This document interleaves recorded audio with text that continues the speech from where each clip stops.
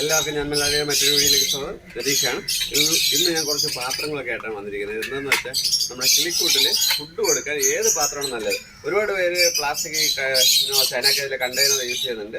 പിന്നെ പ്ലാസ്റ്റിക് പാത്രങ്ങൾ, മെറ്റൽ മണ്ണ്, പിന്നെ ഇത് ചട്ടി യൂസ് ചെയ്യുന്നുണ്ട് ചെറിയ. അപ്പോൾ ഇതിൽ ഏതാണ് നല്ലത് എന്നുള്ളതാണ് ഇന്നത്തെ സബ്ജക്റ്റ്. ഞാൻ ഇന്ന് കൊടുക്കാൻ ഉദ്ദേശിക്കുന്നത് കുറച്ച് വെജിറ്റബിൾസ് ആണ്.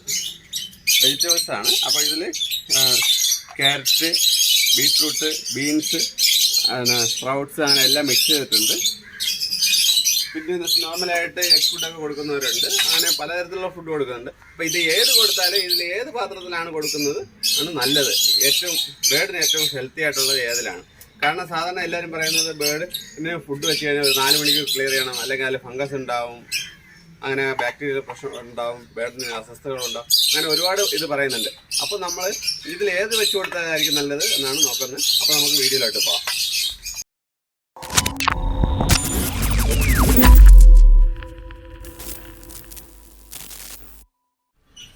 ഇതിപ്പോൾ ഫ്ലൈങ് കേജ് വെക്കാൻ വേണ്ടിയിട്ടാണ്. അതുകൊണ്ടാണ് കുറച്ച് കൂടുതലെടുത്തിരിക്കുന്നത്. പ്ലാസ്റ്റിക് സാധാരണ ഒരു പേരിന് ഒറ്റ സ്പൂണ്, അതാണ് അതിൻ്റെ കണക്ക്. ഈ ഒരു ക്വാണ്ടിറ്റി ഇതിൽ കൂടുതൽ വെക്കാൻ പാടില്ല. കാരണം വെക്കുന്ന കുഴപ്പമൊന്നുമില്ല, നമ്മൾ എപ്പോഴും വേസ്റ്റേജ് കൂടുതലായിരിക്കും.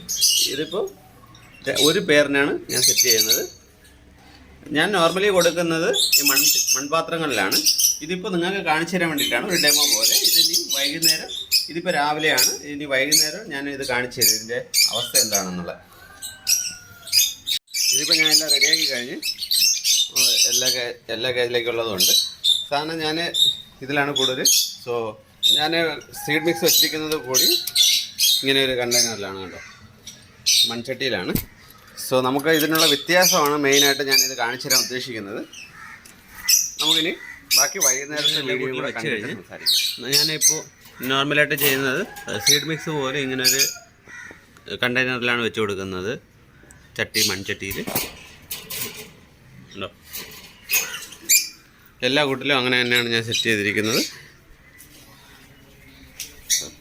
കഴിച്ചു തുടങ്ങി. ഇത് വെറുതെ വെച്ച് കൊടുക്കാറുണ്ട്.